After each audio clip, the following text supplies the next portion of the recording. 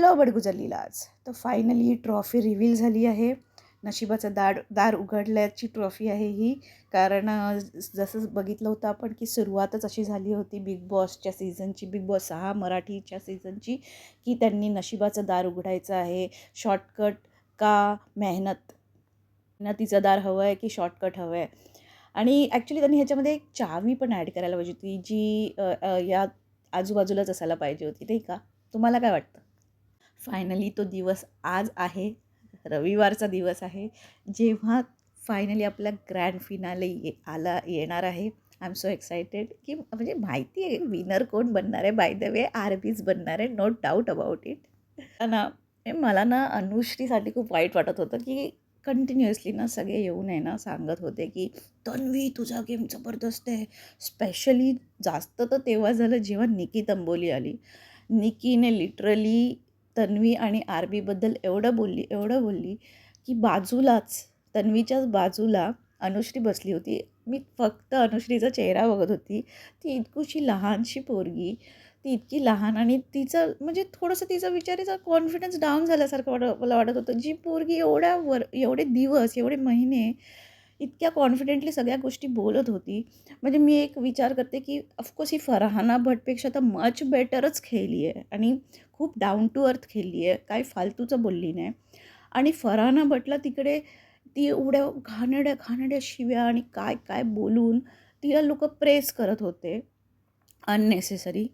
आणि इकडे एवढी चांगली खेळत होती ही, तरी पण म्हणजे मला नाही आवडलं. म्हणजे ती कॉन्फिडन्स लूज झाल्यासारखं वाटत होतं यार.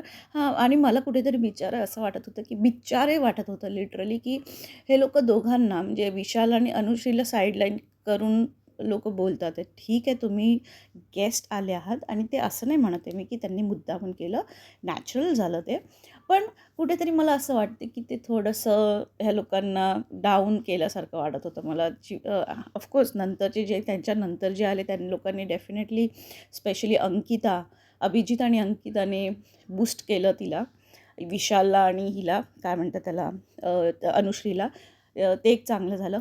पण मग तुम्ही एकदम डाऊन करता, एकदम अप करता. म्हणजे मला तुम्ही ती कंटिन्युअसली अनुश्रीचा चेहरा बघत होती कारण निकी तंपोली कंटिन्युअसली खूप वेळ बोलली तन्वीबद्दल.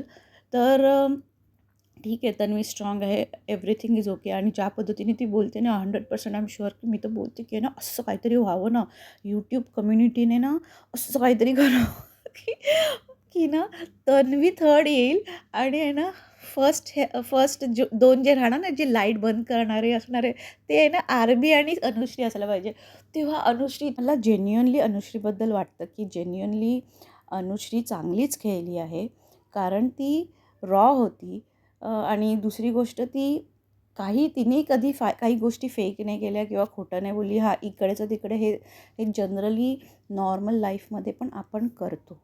जे ती आहे आणि ती लहानही आहे वयाने आणि ती वयापेक्षा खूप मॅच्युअर आहे यार.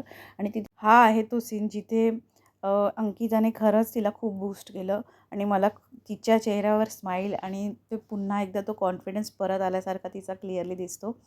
आणि असं असायला पाहिजे यार, करायचं. आता तुम्ही लोकं ठीक आहे, तुम्ही सगळ्यांचे फॅन आहात आणि बघा म्हणजे इथे कॉम्पिटिशन आहे ना आरबी बरोबर तर नाहीच आहे माझ्या मते. कारण RB is the winner definitely. पण जे रनरअप असणार आहे, सेकंड कोण असणार आहे, तन्वी असणार आहे की अनुश्री असणार आहे, ह्यामध्येच एक बोलतात ना आपली जंग चालू आहे. तर तुम्हाला काय वाटतं की सेकंड कोण, लाईट कोण बंद करणारी दुसरी जोडी कोण असणार आहे, तन्वी असणार आहे की अनुश्री असणार आहे? माझ्या मते तर अनुश्री असायला पाहिजे. आता इथे असं झालेलं होतं की जेव्हा निकी तंबोली ज्या कॉन्फिडन्सने सांगत होती ना, कंटिन्युअसली ती एकच गोष्ट पॉईंट आऊट करत होती की निकी तंबोली बोलत होती कंटिन्युअसली की नाही तन्वी आणि आरबी. इतका वेळा ती बोलली की लिटरली विशालला वाटलं की कुठेतरी आता बोलायलाच पाहिजे. आणि विशाल तिला सांगतो आहे की हे तुझं पॉईंट ऑफ व्ह्यू आहे ना, हे तुझं पॉईंट ऑफ व्ह्यू आहे. हे पण त्यांना सांगितलं की तुझ्यामुळे ते लोकं वर आले. तू इतकं त्यांच्याबद्दल बोलत आहे की शेवटी ऑटोमॅटिकली आहे ना, जेव्हा समोरची व्यक्ती कंटिन्युअसली पॉईंट आऊट किंवा विरोध करते ना एखाद्या व्यक्तीला, तर ज्याच्यामुळे ती समोरच्या व्यक्तीला, दुसऱ्या व्यक्तीला, अपोजिट व्यक्तीला सिम्पती मिळून जाते. कुठेतरी झालेलं आहे आणि शी इज राईट ऑल्सो. पण आरबीला काही गरज नाही आहे. हिरो असतो ना. किंवा एक विनर असतो आणि त्याच्यामध्ये ती विनर क्वालिटी आहे आणि हा सीझन त्याच्यासाठीच बनला आहे, not for Tanvi. In fact Anushree तर किती वेळा विशालला बोललीसुद्धा आहे की तुला तिचा गेम आवडत नाही किंवा यू हेट तन्वी, बट तू तिच्याबद्दलच कंटिन्युअसली बोलत जातो आहे. म्हणजे तू तिला हिरोईन हे करून टाकतो आहे ना लिटरली. म्हणजे ती विनर म्हणा किंवा ती तुझ्यापुढे तिचा गेम पुढे आहे किती पण म्हटलं तरी. आणि हे तर आपल्याला पण क्लिअरली दिसतंच आहे. तुम्हाला काय वाटतं, विशाल तन्वीपेक्षा त्याचा गेम वीक आहे की स्ट्रॉंग आहे?